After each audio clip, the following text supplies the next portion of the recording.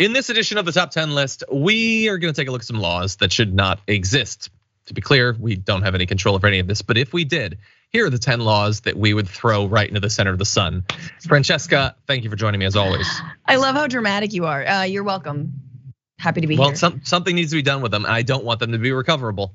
So you want to get us kick-started? What's your number 5? I feel like you're gonna have better answers than me, so I just want to caveat that by like saying that like I didn't really think about this that hard. No, I think that we can probably put that caveat at the beginning of every one of our lists. Number what do you have? Number 5, public urination. That's right. I feel that, and this is even though 99% of the time it is a man and not a woman popping a squat, which I think is unjust, and I think women should be able to pop squats. But I do think that public urination is one of those things that people get tickets for and citations for. It is so unnecessary and stupid. There aren't enough bathrooms. There aren't like people. Sometimes people gotta go. I remember when I used to live in Argentina. I don't know if I've talked about that before, but a friend told me that when he visited the United States, it was like 3 a.m. He had to pee. He pulled his car over on the side of the road and urinated. And then a police officer stopped him and gave him a ticket for it. And he was like, what the hell? So like, even when there's nobody around, just public urination is dumb. I think there should be more public bathrooms, and you should not, public urination shouldn't be. That being said, I'm also one of those people who's like, bro, you're drunk, just go to the bathroom. So I feel like there should be shame, like it shouldn't be the cops, but there should be definitely like a shame patrol that is unarmed and just glares. Yeah, like they don't ticket you, but they loudly mock your genitals. Yes, thank you. That would work. So yeah, look, I think that sure, decriminalization combined with a bunch of money to reach a no drops left policy. Like we don't want any urination because I don't like it. But I don't think that people should be like paying a bunch of money. So I think it should be a 2-pronged approach to get rid of all the prongs. So anyway, I agree. Also, last time I was at New York, like you have to, like the only thing you can do is buy something to use a bathroom. Like how is that sustainable? And everything's expensive. So even like getting a coffee or something, like what are you supposed to do? I don't like it. Anyway, not bad, not bad. My number 5 is going to be a little bit broader. It is the protections from lawsuits, including class action lawsuits of gun manufacturers as a result of the marketing and use of their weapons. It's insane that this one product gets a special protection from legal liability. Yep. And by the way, they might be fine anyway, even if they didn't have it, but it should come down to a judge or a jury. Like, how are we not allowed to weigh in? I mean, I understand all of what went into getting these protections. It's just money in politics. That's what it is. But it is crazy that they have just decided, no, they can never be found at fault. Everything they do is awesome. Back off. Yeah, no, that's huge. That is the biggest carve out. And they would absolutely, I mean, they would change their tune. If that didn't exist, if that law didn't exist, they would definitely change their tune. There would be more protections against guns accidentally being used by someone else or being stolen. They'd be trackable. There'd be all these safety precautions and everything. They wouldn't be marketed like specifically to get people who are on the edge to purchase their most deadly weapons. Yep. Yeah. No, exactly. Same with like the like tobacco industry, right? Like at some point they have to be held accountable. That's a good one. Now I'm like adding more, but okay, laws that shouldn't exist. For sex work being illegal should not exist. I believe, and the thing is, everything that I say has to come on with like a rejiggering and reorientation of budgets and priorities and money, because I do believe sex workers should be safe. But part of the first step for sex work to be safe is for it to be decriminalized and legalized and regulated, in my opinion, regulated, right? But we are such a puritanical, hypocritical, ridiculously backed up nation that, we can't even admit that we watch porn. We can't even admit that, that anything, that we have sex for pleasure. That's like on the chopping block now too. But that being said, I do think that the more that sex workers have to work in the shadows, the more at risk they are, and the more at risk they are from law enforcement specifically that tend to victimize sex workers, honestly more than most. So yeah, that's my number 4. Yeah, I didn't know how bad it was. I learned about this website Pornhub today from Marjorie Green, and it seems like it's like a big business. I don't understand it at all, but I think the government should get involved. Anyway, I think it's a great point. It doesn't make any sense. It's one of those areas of law that don't make any sense to a reasonable, common sense person. That these if you want to criminalize, 9 times out of 10 it's women. So we further victimize, criminalize, and put women at risk. This country loves to do that, so that's why. Yeah, 100%. Well, my 4 is kind of follow up to my 5. It involves massive carve outs where you basically can't get in trouble no matter what you do, and that is gonna be qualified immunity. Again, for the exact same reason as the protections of the guns, I understand why it was set up. It's bad actors who want other bad actors to act bad and not suffer any consequences for it. And so, but in the same ways with the guns, if you were to strip that away, cops just might have to think about what they do, act a little bit differently, and maybe occasionally be held responsible for their worst excesses. I don't personally think that that's a disaster, but there's a lot of powerful people that think that that's unacceptable. Yeah. Anyway, that's my number 4. No, that's is a good one. I zoned out for half a second. The law I'd like to get rid of is baby brain. But anyway, no. Please get rid of baby brain. No, I'm thinking about my next one. Number 3 is okay, similar. You just jogged like something for me, even though I sort of wasn't paying attention. No, I love you, John. You're the best. Consciously. No. But the law that says, or the stipulation that says that people who own massive amounts of student debt cannot declare bankruptcy. Utter BS. Utter BS. Point. So anyone who tanks a business, i.e., Trump and everyone else who's a grifter on the right, all of the boat dads who stormed the Capitol, who got PPP loans, all the militias that like went under during the pandemic, everyone could declare bankruptcy. But not students, not people who have student loan debt, millions and millions and millions of more people. You should be able to declare bankruptcy if the debt is crushing you, and you should be able to start over and wipe the slate clean. And the fact that that is not legal is insane. Yeah, it's the most obvious example of a bias towards the rich. Well, and there are so many. You already gave some, but there are so many examples of basically the same thing that you can get out of, because it's not about the getting out of your debt. It's about who gets to get out. Yeah. And as always, Alex they've Jones. chosen 100%. Yeah. Congress people, Matt Gaetz, Marjorie Green, all of them get to just make it evaporate, but not students. If the students want protection from debt, they should go on to become senators. Yes. Anyway, yeah, that's a great one. My number 3 is our first crossover. Also, prohibition against sex work. Decriminalization, I would say legalization and regulation as well.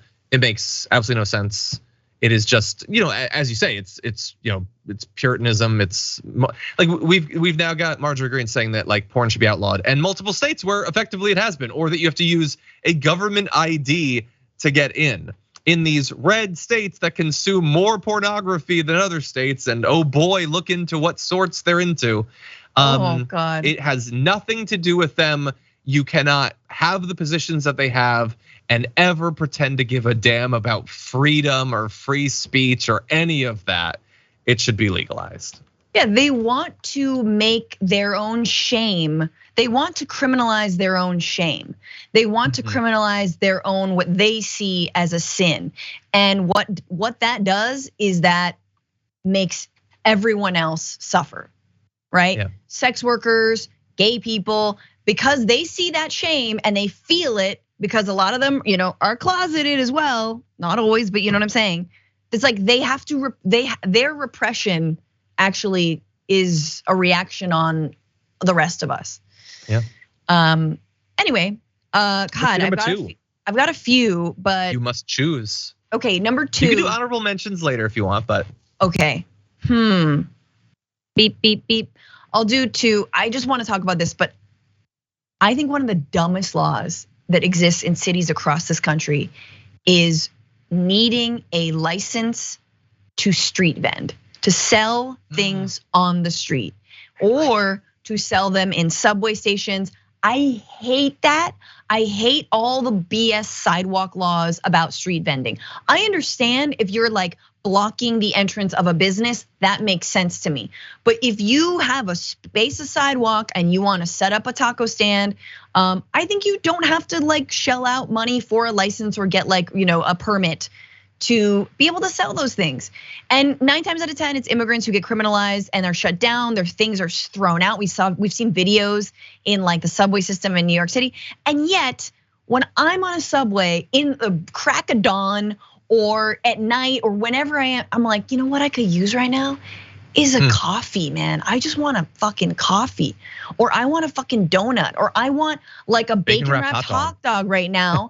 And no one is around. And I'm telling you, man, you go to other countries and people hustle because they know where you're gonna be hungry and when you're gonna be hungry. And that is waiting for your subway, that is waiting for the bus, that is doing all these other things and places that are criminalized. So like, yeah, I just think that's so dumb.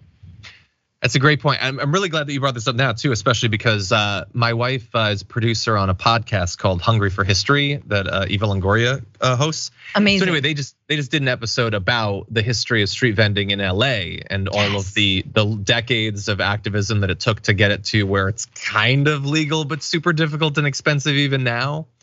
No, that's a really good point. I want to listen to that because I don't know enough of the history, and I feel like this city is one that like is a little bit more amenable to street vendors, which I'm so grateful for now. Exactly. But yeah, it used to be even worse. I mean, you can still get your stuff stolen or destroyed or whatever, but it used to be way more back, up until like the 70s and the 80s.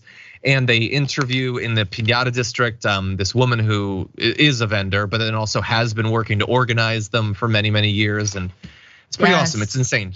I mean, look, obviously it can't be total chaos. Like you said, you can't be literally blocking places and stuff like that. But it is not the issue that it was made out to be. Who doesn't want a whole thing of like fruit, and watermelon and papaya and like just some jicama in there? Yum. I have never actually. I've walked out of many events. Now I go to pretty much every one of the Angel City soccer games. Yeah. And I always think about getting one of the hot dogs, and I never do it because they're actually kind of more expensive than I would expect them to be. But I want one. Yeah. They'll do a number on your stomach. Oh my God, yeah, that's my fear. My husband gets one often, and I have to like pull him away. It's that smell. Okay, it's the smell. It'll get you. Okay, when I inevitably get fired from TYT and I have to go into business with my food truck, which is just 50 different types of s'mores, I'm gonna become a street vendor basically with a little cart, and I'm gonna sell s'mores, including my Inside Out s'more, which I think is gonna sweep the nation. I love how that's your Dave Rubin is like, that's your heel turn, is just becoming dude who left TYT to do s'mores. To sell s'mores. I have s'more to give than just my political commentary. Wow. Anyway, my number 2 is, I guess this one's it's not fun. Any of the laws that allow for campaign donations. Let's get rid of everyone. There shouldn't be any money in politics. It's insane. Now, the reason this isn't my number 1 isn't because it's not the most important. I think it is the most important. But that like, I get why it's this way. Most of these are set up to benefit elite interests. This one more than anything else. Obviously, you want to be able to buy politicians, so you make a law that lets you buy politicians. But it sucks, and it makes literally every other aspect of America worse. It needs to change. It has in fact been getting worse. I mean, Citizens United wasn't that many years ago. That made it way worse than it was already. It needs to be changed. So that's my number 2. It's so hard because I'm like, a lot of the corruption in this country when it comes to campaign donations are like because of a lack of laws and a lack of regulation, right? And just sort of the unspoken, the ability to donate through super PACs, right? So I was like questioning whether to put that on. I see what you're saying. You know what I'm saying? Like, of course we need to overturn Citizens United. I think that's obviously the root of a lot of this.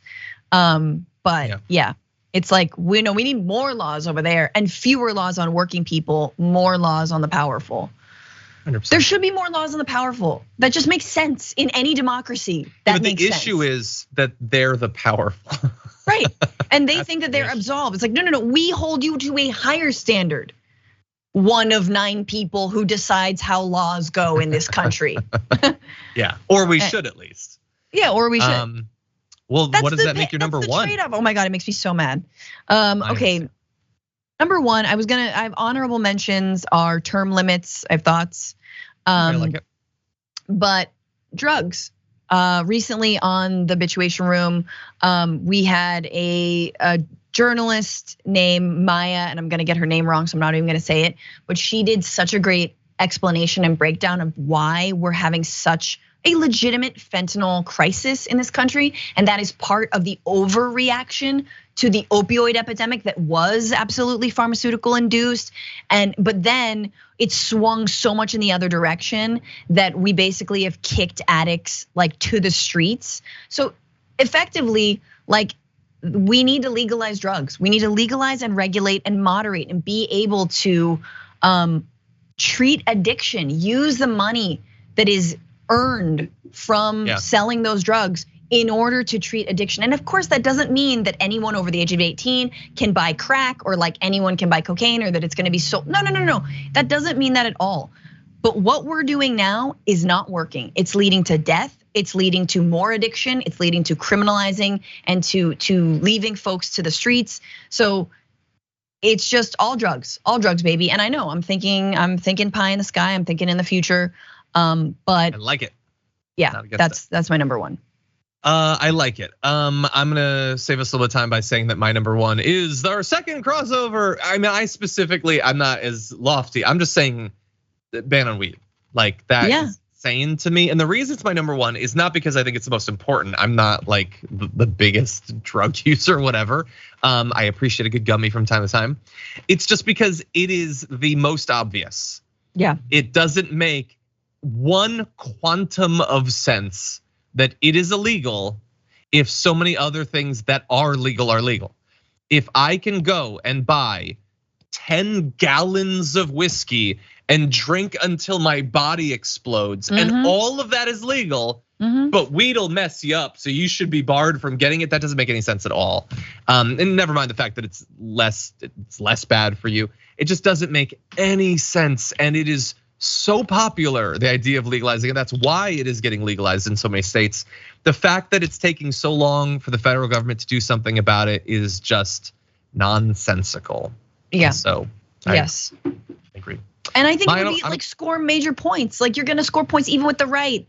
You know, sadly, the right does smoke weed. I don't know why the empathic part of when I get high, like that doesn't hit them. I feel like every time I smoke weed, I become like an extreme empath. If I see, like a sad pigeon, I'm like, oh my God, what is it like to be? You know what I'm saying? Like, I can't believe I'm eating this bacon wrap hot dog. What are the feelings in this pig hat? Where am I? God, I love that. Like you're worried about an animal and then hot dog. Anyway. No, exactly. Well, look, I'm gonna say one of my honorable mentions would be the language regulations on TV. We're not children. It's not the 1920s. Come on, let's evolve. There's a lot of stuff that could be on here. I'm sure we'll do a list like this again, but those are a few that stood out to me. Francesca, as always, thank you for being here. Thank you. Thank you everyone for supporting the network and making this bonus content possible. We'll see you in the next one.